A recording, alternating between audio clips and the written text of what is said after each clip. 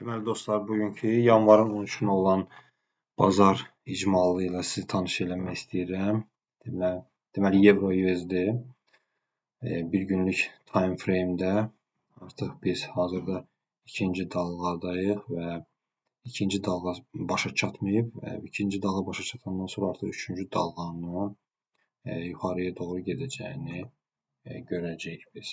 Yəni ilk olaraq analizi, təhlili bir gündəlik time frame-də D1-də başlayırıq. Ona uyğun olaraq isə biz giriş nöqtələrini 4 saatlıq time frame-də həyata keçiririk. Deməli, ümumi baxışı görürsünüz. 1, 2, 3, 4, 5-ci dalğa. Yəni daha deməli sizin üçün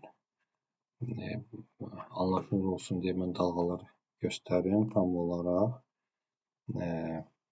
Deməli, bu birinci dalğa 2, 3, 4, 5. 5-ci dalğa yekunlaşıb. Ondan sonra ABC korreksiyası da yekunlaşıb. İndi deməli birinci dalğa özünü yekunlaşıb və artıq biz ikinci dalğanın yekunlarını buralarda görməliyik. Yekunlaşma hələ başa çatmayıb. Hesab edirəm. İkinci dalğa hələ korreksiya səviyyəsindədir. Ondan sonra biz üçüncü dalğanı görə biləcəyik. Ona görə daha aşağı time frame-lərdə dəqiq bunu görmək olar. Biz düşək aşağı 4 saatlıq time frame-də gördüyünüz kimi hazırda mən hesab edirəm ki, biz ABC korreksiyanı başa vurmuşuq. Yəni ümumilikdə 5 pilləli, 5 dalğalı impuls başa çatıb. Ondan sonra deməli bazar korreksiyaya keçib ABC korreksiyası və hazırda o yüksələn xətlər birinci dalğanın başlanğıcındadır. Uyğun olaraq da əgər USD franka biz baxsaq bilirik ki, deməli dollarla frank, daha doğrusu evro ilə, evro dollarla dollar frank əks korrelyasiyadır. Ona görə də eyni ilə burada bir gündəlik time frame məncə baxmağa ehtiyac yoxdur. Çünki mən baxa-baxarda dalğaları müəyyən eləmişəm. Burada 4 saatlıq time frame-də də gördüyünüz kimi Euro USD-nin əksinə olaraq Euro dolların əksinə olaraq burada düşüş gedir və ABC korreksiyasının sona çatdığını düşünürəm.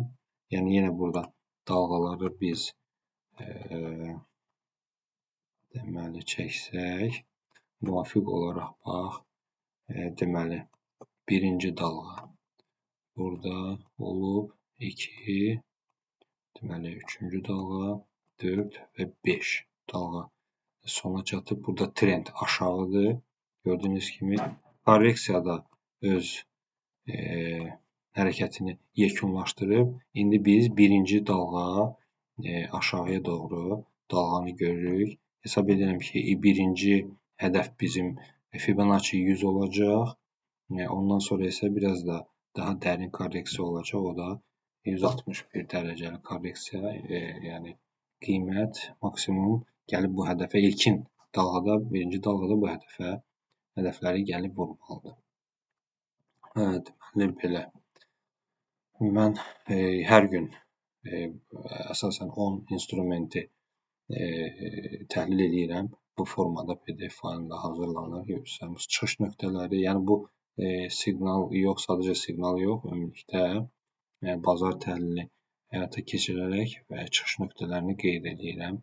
Əgər maraqlanan olsa, yəni hər gün bu tip analizin nəticəsi olaraq analiz və çıxış nöqtələrini qeyd edən PDF faylları əldə edə bilərlər maraqlı olan şəxslər. Məncə